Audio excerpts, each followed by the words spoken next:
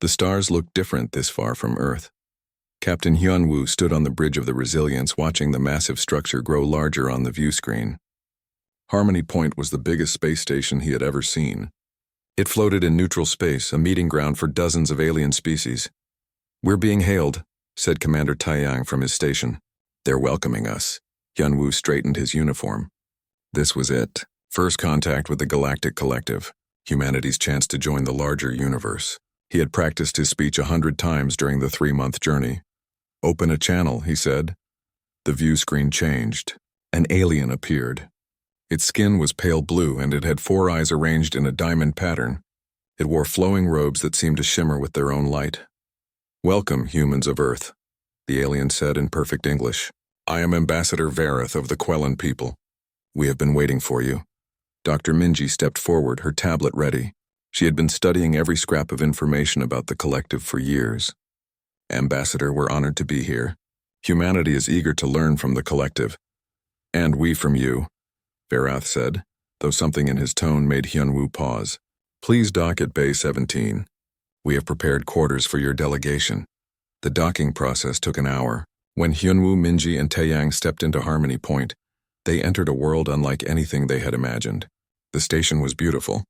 Gardens grew in open spaces. Water flowed in streams that defied gravity, and aliens of every shape and size moved peacefully through wide corridors. "No weapons," Taeyang observed quietly.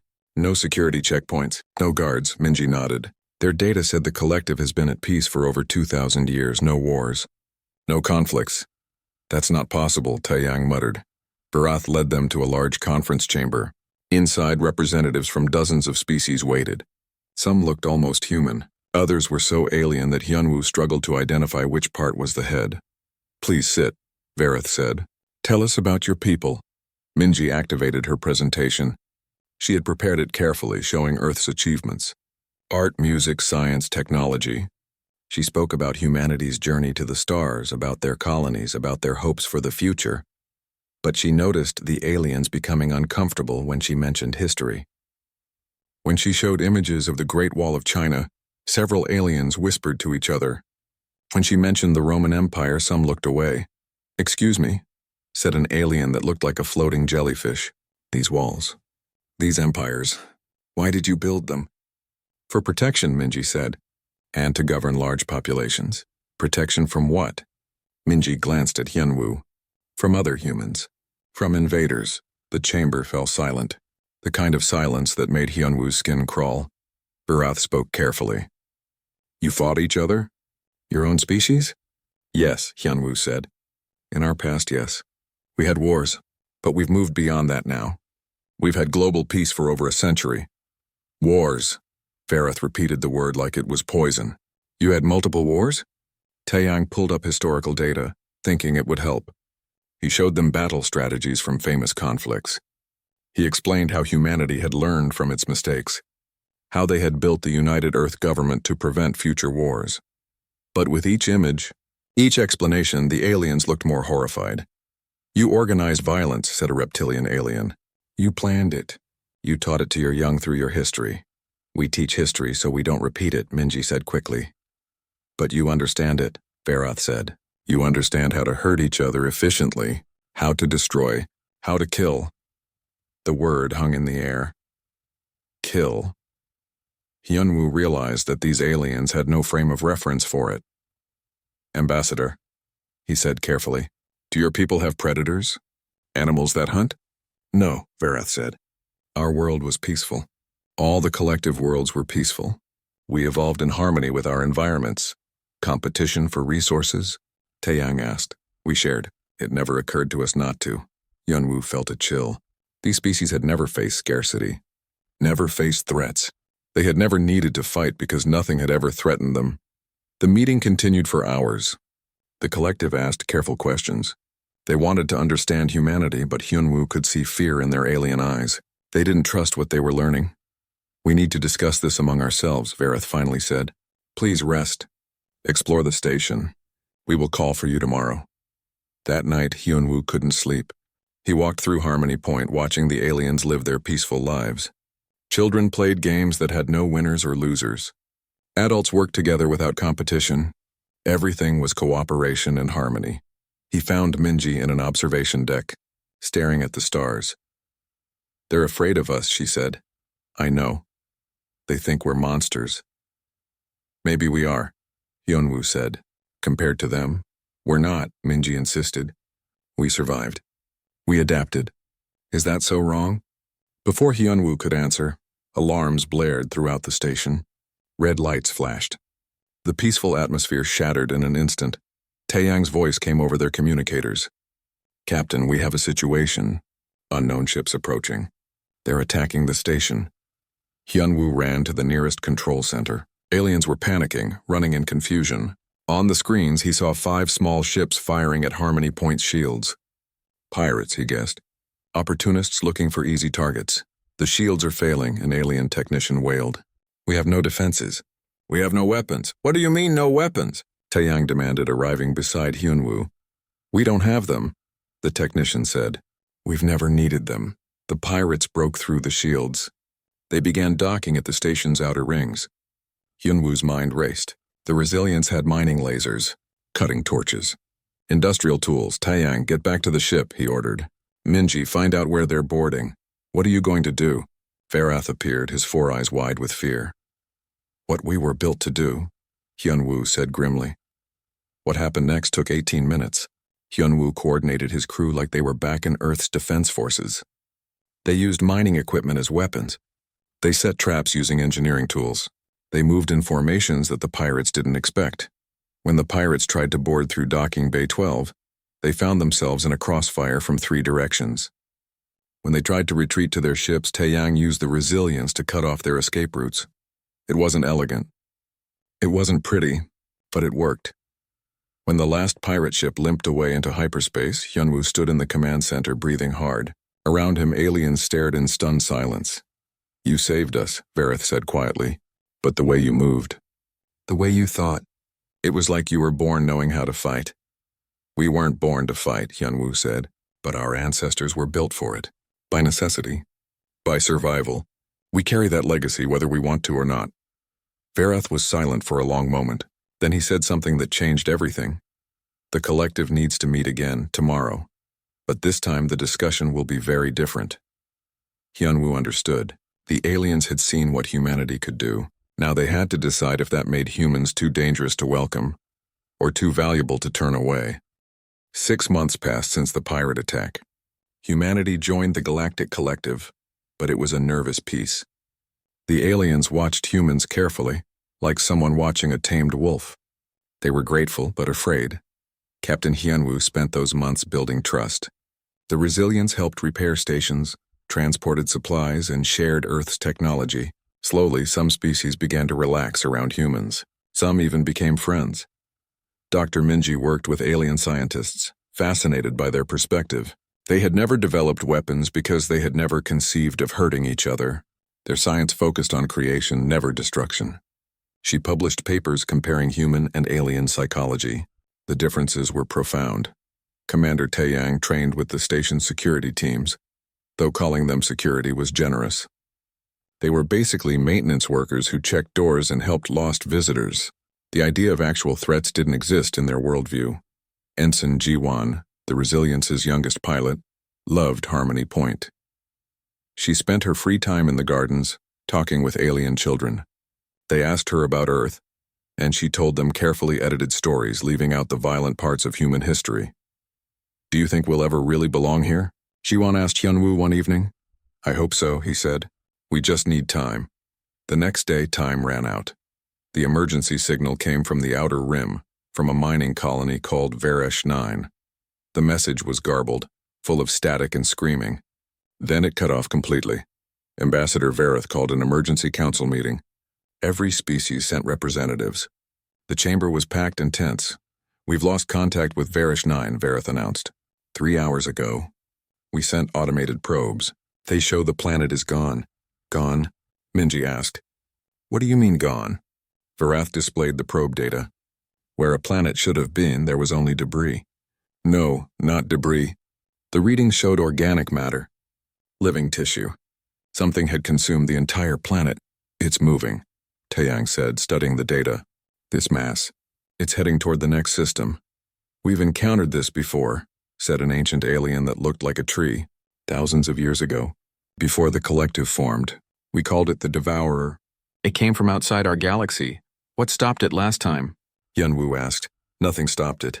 It consumed 12 worlds and then left our space. We thought it was gone forever. The chamber erupted in panicked voices, species arguing over what to do. Some wanted to evacuate the outer colonies. Others suggested trying to communicate with it. No one suggested fighting it because none of them knew how. We need to study it, Minji said. Understand it. There might be a weakness, and if there is, asked a floating jellyfish alien. What then? We have no weapons, no military, no way to fight. All eyes turned to the human delegation. No, Hyunwoo said firmly. We came here for peace. We're not going to be your weapons. We're not asking you to fight alone, Vareth said quietly. We're asking you to teach us, to show us how to protect ourselves. You don't understand what you're asking, Taeyang said. Fighting isn't something you can learn in a few days. It requires a different way of thinking, a different way of seeing the world. Then teach us to think differently, Vareth pleaded. Please, we have 47 species in the collective. Billions of lives. We have no other option. Hyunwoo looked at his crew. Minji nodded slowly. Taeyang's face was grim, but he didn't object. Jiwon looked scared but determined. We'll need to contact Earth, Hyunwoo said. Get military advisors. Real soldiers. And you need to understand, this will change your society forever. Once you learn to fight, you can't unlearn it. The Devourer will change us more, Vareth said. At least your way we might survive. The next 2 weeks were chaos. The Devourer consumed 3 more worlds, each one faster than the last.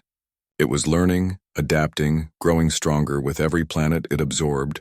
Earth sent support, military officers, weapons engineers, tactical specialists.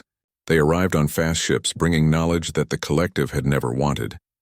Minji led the science team studying the Devourer. She watched recordings from the destroyed colonies, examined the organic readings, built models of its behavior. What she discovered was terrifying. It's not really an animal, she explained to the council. It's more like a living ecosystem. Millions of organisms working as one. It consumes everything organic and converts it into more of itself. Can we poison it? Someone asked. No, it adapts too quickly. Any toxin we introduce, it learns to process within hours. Then how do we stop it? Minji brought up her analysis. There's a vulnerable period. When it's actively feeding, when it's breaking down a planet's biomass, its cohesion weakens. The individual organisms are exposed. That's when it can be damaged. So we need to attack it while it's eating, Taeyang said. Which means we need to let it start consuming another world. The implications hung in the air. They would need to sacrifice a planet to have a chance at stopping the Devourer. We evacuate first, Hyunwoo said firmly. Every person, every animal we can save. Then we use the planet as bait. And how do we damage it? Varath asked. Fire, Taeyang said simply. Extreme heat. When it's feeding, when its cohesion is weak. We hit it with everything we have. We don't have weapons that generate that kind of heat, an alien engineer protested. You have industrial equipment, said a human. Weapons specialist who had arrived from Earth. Mining lasers. Fusion reactors. We can modify them. It won't be pretty, but it will work. The plan came together over the next week. They chose Karis 7, a small colony world with only a few thousand inhabitants. The evacuation went smoothly. Every person was saved, though leaving their homes behind broke their hearts. Then came the hard part. Training aliens to fight. Taeyang stood before a group of volunteer aliens. There were 50 of them from a dozen different species. They had never held weapons, never thought about tactics, never even raised their voices in anger. This is a basic formation, Taeyang explained, positioning them in a line. When I give a signal, you move together. They tried. They really did, but it was like teaching fish to climb trees. Their minds didn't work that way. When Taeyang gave orders, they questioned why. When he showed them how to aim weapons, they asked if there was a gentler way. Hyunwoo watched the training from a distance. Jiwon stood beside him. They're not warriors, Jiwon said sadly. No, Hyunwoo agreed. They're not. But they're brave. They're here trying to learn something that goes against everything they are. Will it be enough? It has to be. The Devourer reached Karis 7 3 days later. The defense fleet waited in orbit. 50 ships, mostly civilian vessels modified with weapons. The human military ships looked dangerous next to them, dark and angular where the alien ships were smooth and artistic. "It's approaching the atmosphere," Minji reported from the Resilience's science station. On the screens, they watched the Devourer descend. It looked like a living storm, dark and writhing. When it touched the planet's surface, it began to spread like oil on water. "Wait," Hyunwoo ordered. "Let it commit." The Devourer covered half the planet. Its cohesion weakened as it fed, just as Minji predicted. The readings showed the individual organisms becoming exposed. "Now," Hyunwoo said quietly.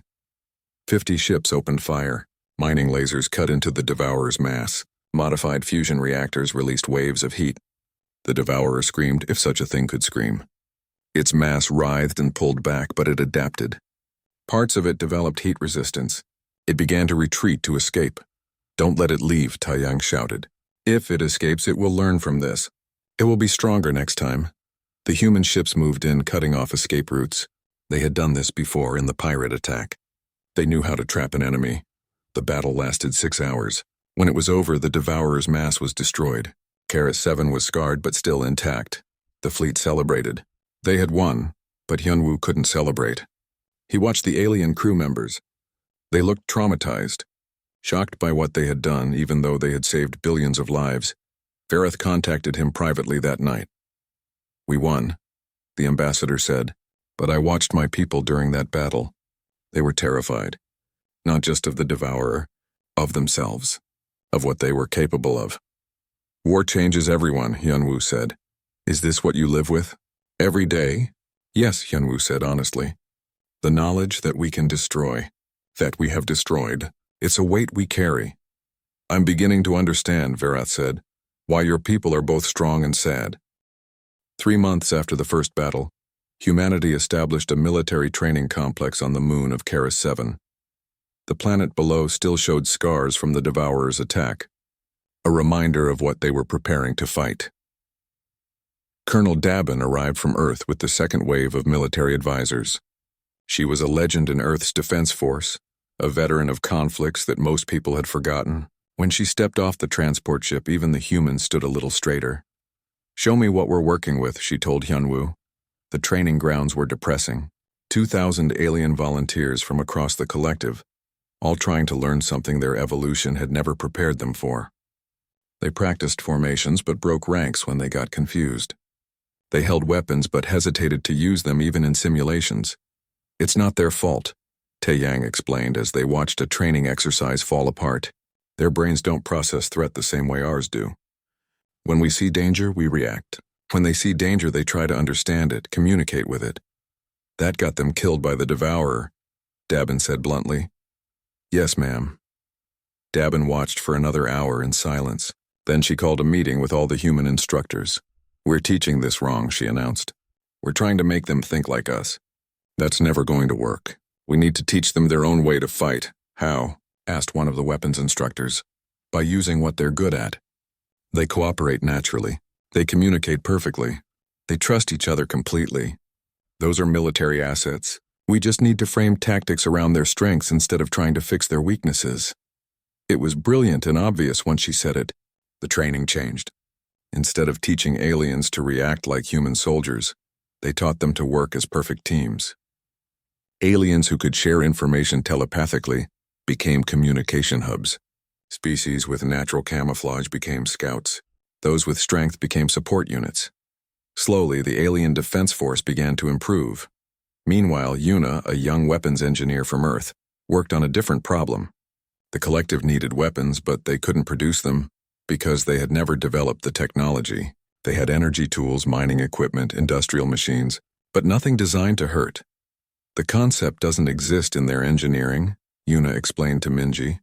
"Their tools are made to build or discover, never to destroy. Can you modify their existing technology?" "I'm trying, but it's like teaching someone to write with their left hand when they've used their right hand their whole life. The basic components are there, but the application is completely foreign."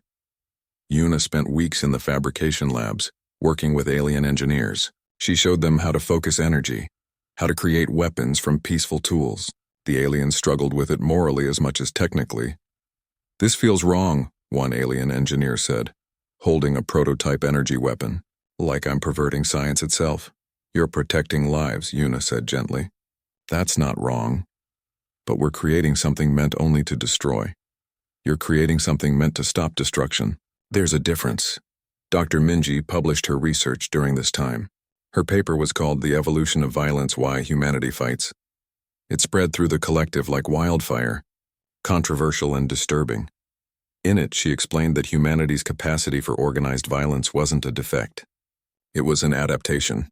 Earth had been a harsh world with predators, diseases, and scarcity. Humans evolved to compete, to fight, to survive against overwhelming odds. Their violence was the price of survival. The collective species had evolved in paradise. No predators hunted them. Resources were abundant. Cooperation was always better than competition, because there was enough for everyone.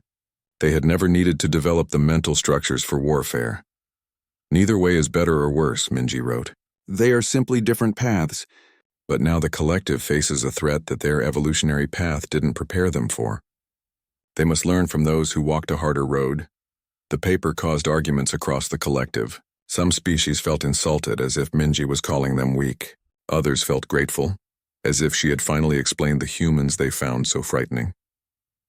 Ambassador Verath read the paper 3 times. Then he sent it to every member of the collective council. This is why we need them, he told the council. Not because they're better than us, but because they survived what would have destroyed us, and now they're willing to share that terrible knowledge to protect us. The council called Dabin to testify before them. She stood in the great chamber surrounded by representatives of 47 species and told them the truth. You weren't born to fight, she said, her voice carrying through the chamber. You never had to be. You evolved in peace, and that's beautiful. We didn't have that choice. We weren't born to fight either. We were built for war by 10,000 generations of necessity. Every human alive carries the legacy of ancestors who fought to survive. We can't turn that off. We can't unlearn it. It's written into our DNA. And now you're writing it into ours, said a reptilian council member. No, Dabin said firmly. We're teaching you how to defend yourselves. There's a difference between being a warrior and being a soldier. Warriors fight because they love violence. Soldiers fight because someone has to, and they're willing to carry that burden. We're teaching you to be soldiers. What if we become warriors instead? Asked another council member. Then we'll have failed you, Dabin said. And I promise you, we won't let that happen. The first collective defense force graduated at the end of the 3rd month. 2,000 aliens who had learned to fight. They weren't as good as human soldiers. They probably never would be. But they were competent. They could defend themselves and others. The graduation ceremony was strange. On Earth, military graduations were proud affairs with marching and music. Here, it was somber. The aliens understood they had learned something dark and necessary. There was pride in their accomplishment, but also sadness in what they had become. Ensign Jiwon watched the ceremony and cried. Not from joy, but from sorrow. She had made friends with many of the alien trainees. She had watched them change from innocent beings into something harder, sadder, more aware of the universe's cruelty. I feel like we've stolen something from them, she told Hyunwoo. We have, he admitted. We've stolen their innocence. But the devourer would have stolen their lives. Sometimes there are no good choices, only less terrible ones. The celebration was brief because new reports came in. The devourer hadn't been destroyed. They had only fought a small part of it, a scouting force. The main swarm was coming, and it was much, much larger than they had imagined. Scout ships on the outer rim sent back readings that made even the humans pause. The main devourer mass was the size of a small moon. It had consumed 7 worlds already, growing stronger with each one. Projections showed it would reach the collective's core worlds in 6 weeks. We need more soldiers, Taeyang said, looking at the tactical displays. We need more than soldiers, Dabin corrected. We need an army. A real military force. Ships designed for combat, not retrofitted civilian vessels. Weapons designed for war, not modified mining tools. That will take years to build, Verath protested. Then we use what Earth can provide, Dabin said. I'm requesting full military support from home.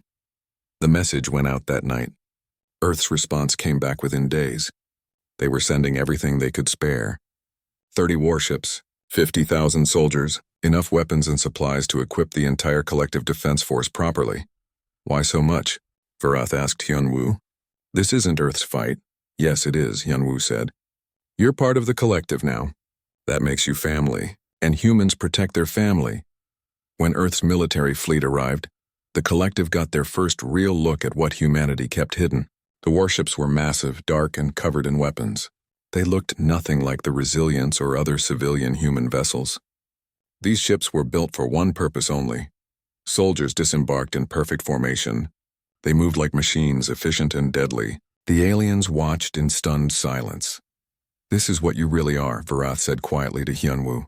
You showed us your gentle side first, to not frighten us. Yes, Hyunwoo admitted. We didn't want you to see this part.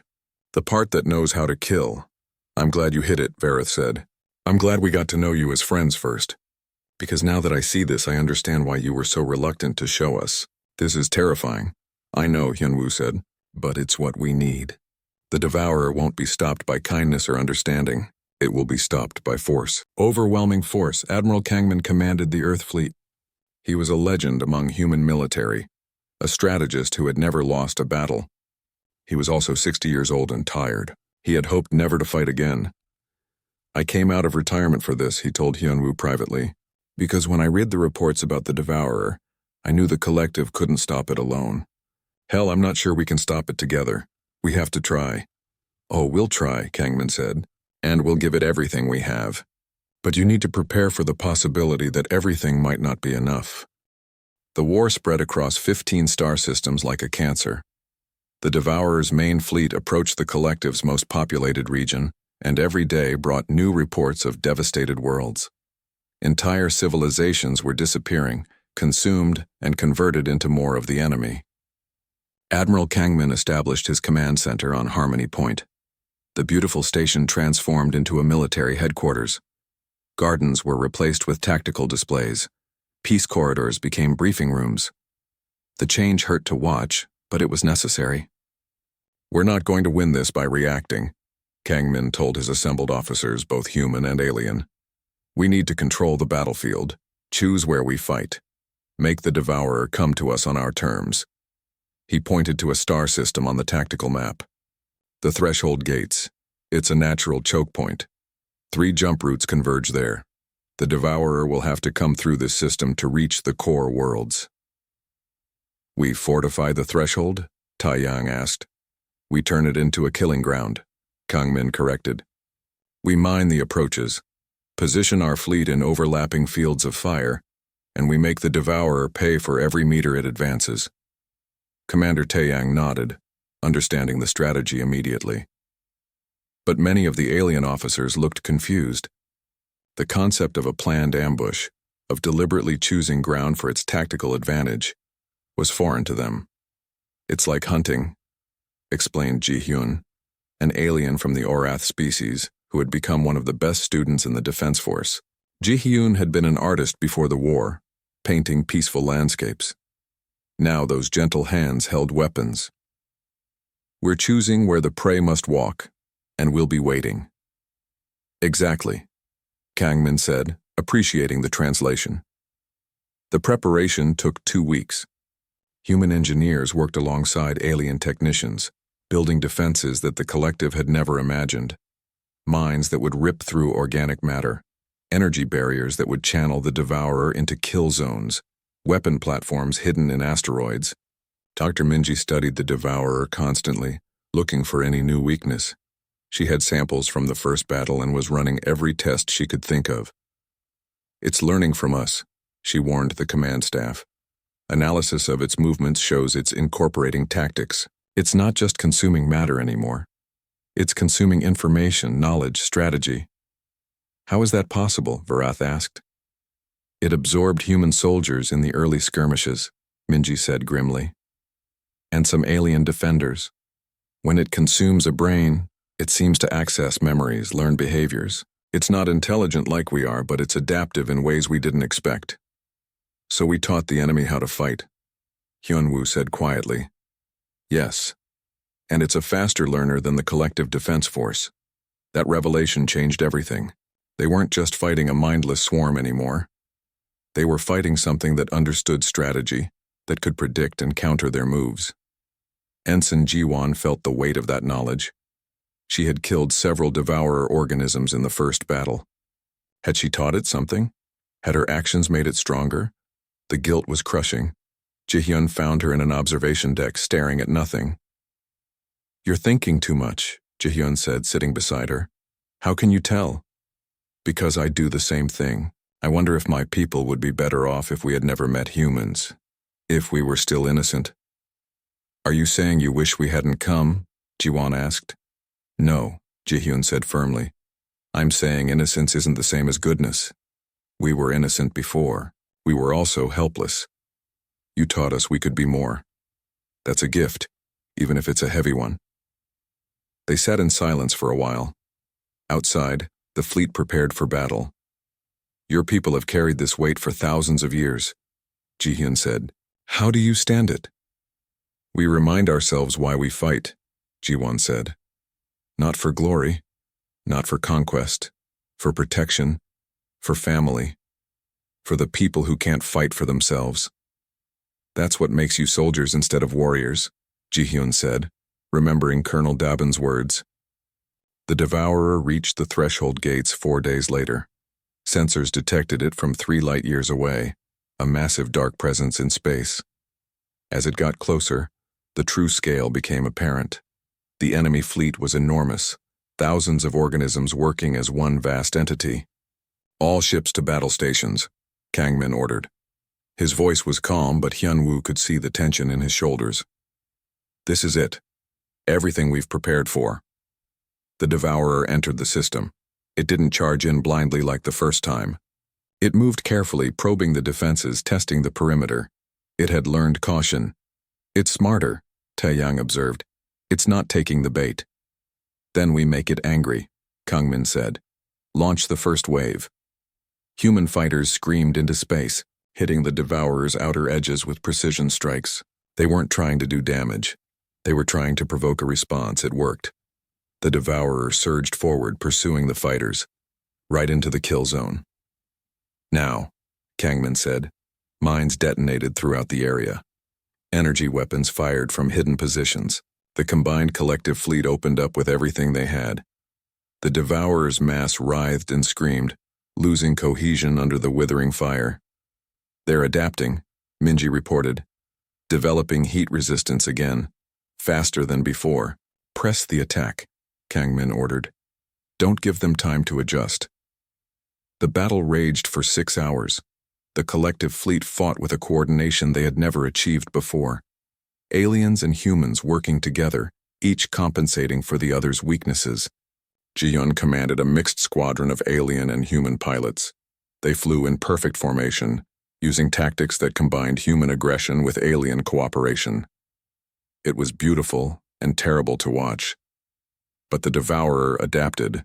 It learned to avoid the mines. It found blind spots in the defensive positions.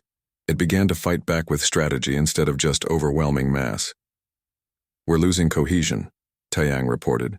"Sections 4 through 7 are taking heavy casualties." "Pull them back," Kangmin ordered. "Reform the line." It was a fighting retreat, something the human military had practiced countless times. But for the alien crews, it was new and terrifying. Some ships fell out of formation, others held position too long and were overwhelmed. "This is wrong," one alien captain broadcast in panic.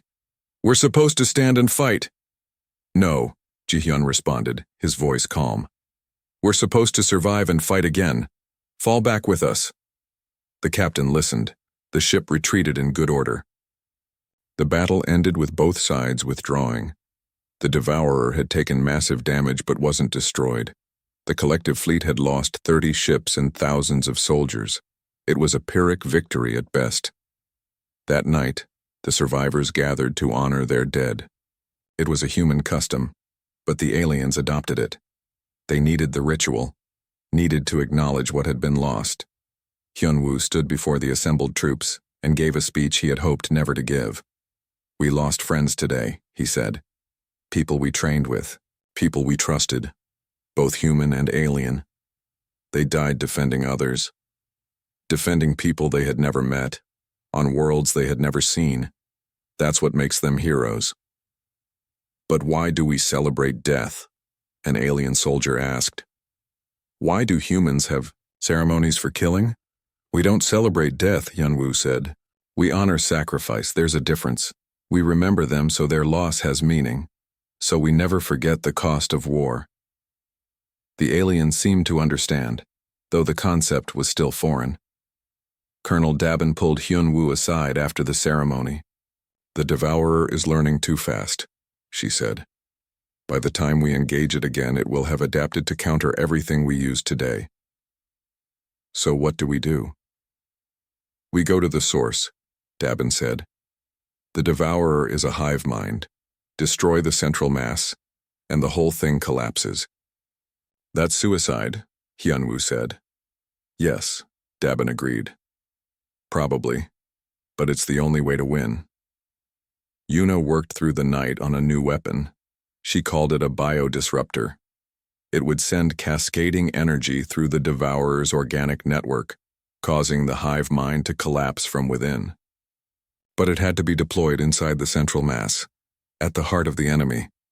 How long to charge? Kangmin asked. 4 minutes once activated, Yuna said.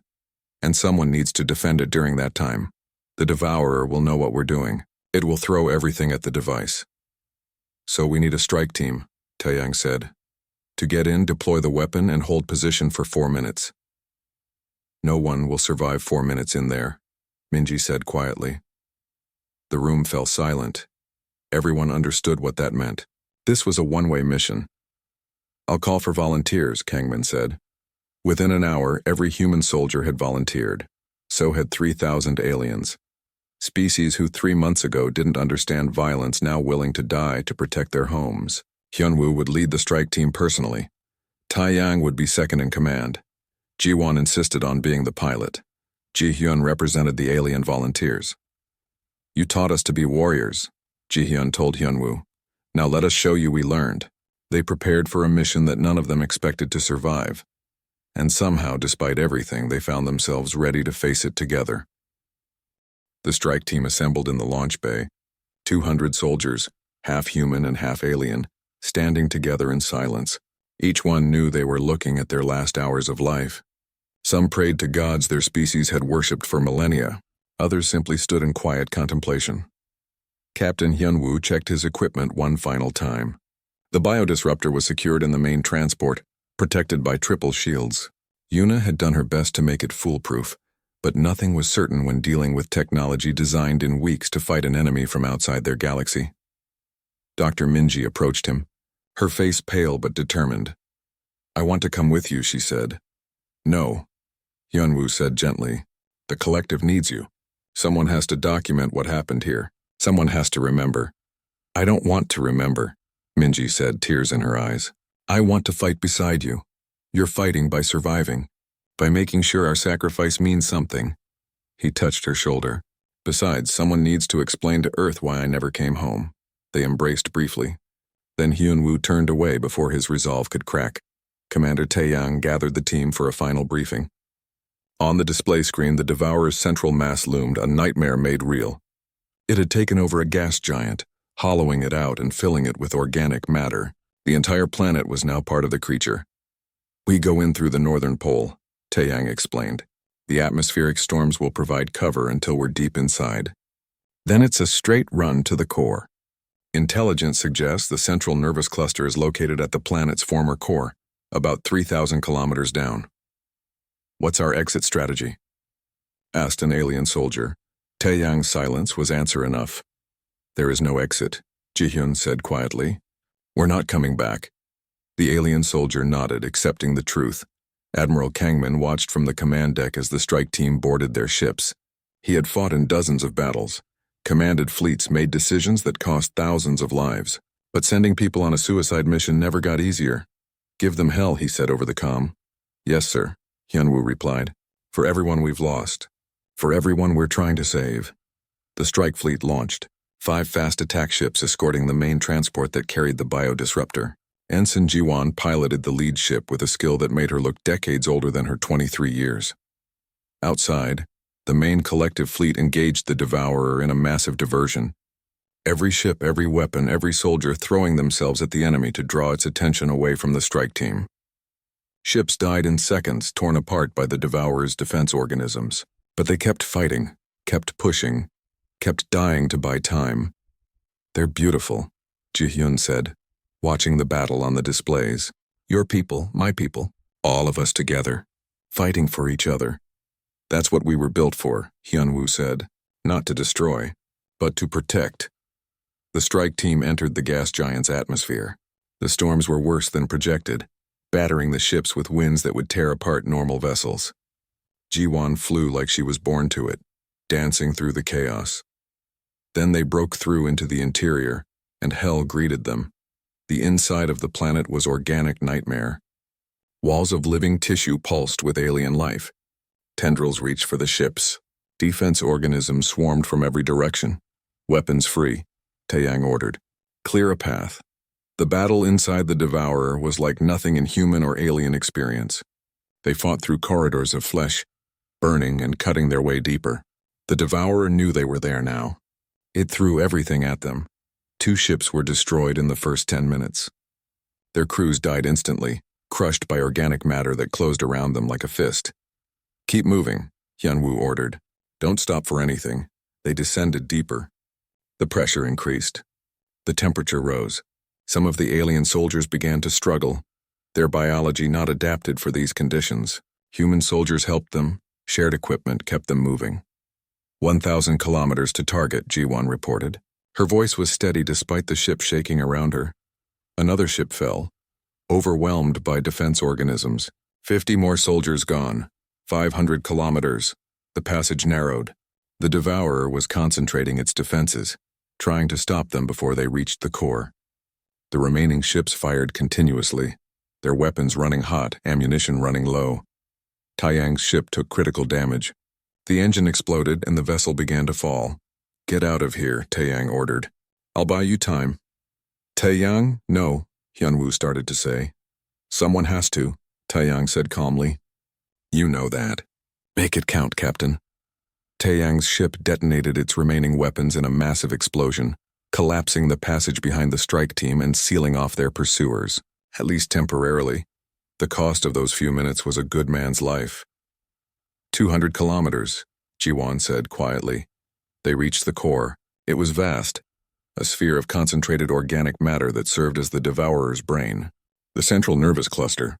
Destroy this and the entire entity would collapse. Landing in 60 seconds, Ji-won said. Prepare the disruptor. They touched down on a platform of solidified tissue. The strike team disembarked, forming a perimeter. Yuna's device was unloaded and activated. 4 minutes, she said. Starting now. The Devourer knew what they were doing. It threw everything at them.